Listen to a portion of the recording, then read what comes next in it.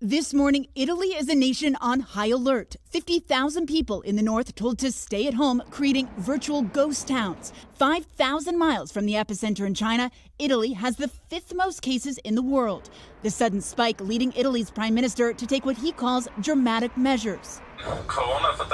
Trains now being inspected at the border with Austria, schools closed in the state of Lombardy, the famed Milan Cathedral now shuttered to tourists, the Venice Carnival cut short. And a stark image for the end of Milan's Fashion Week. Here, Giorgio Armani holding his runway show in an empty theater, models on a darkened catwalk while those in attendance stream the show from a safe distance. Meanwhile, South Korea has now raised its coronavirus alert to the highest level. Its president saying the country faces a grave turning point with 7 dead and nearly 800 confirmed cases. 115 of those cases are linked to one church in the city of Daegu. At least 14 countries now restricting travel from South Korea. And aboard the ill-fated Diamond Princess cruise ship in Japan, a third passenger has now died, an 80-year-old Japanese man. 14 Americans who tested positive for coronavirus were allowed to return back to the U.S. from the Diamond Princess last week.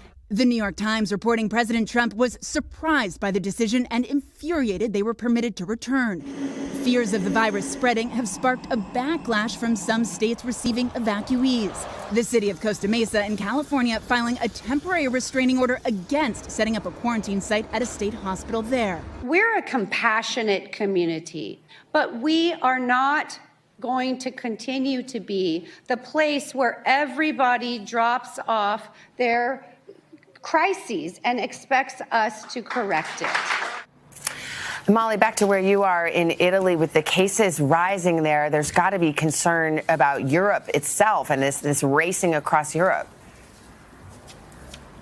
Savannah, that's exactly right. Everything is so connected. Here in Milan, though, look, it's still buzzing. Not that many people are wearing face masks. When we came in from London today, though, no one took my temperature when I landed. No one asked me about my travel history. And just as a sign of how nervous people actually are, after our plane had pushed back from the gate in London, 3 people actually decided, raised their hands. They wanted to get off. They were too nervous. So the plane went back and let those people off. But that is really the big fear, that this could just spread across Europe.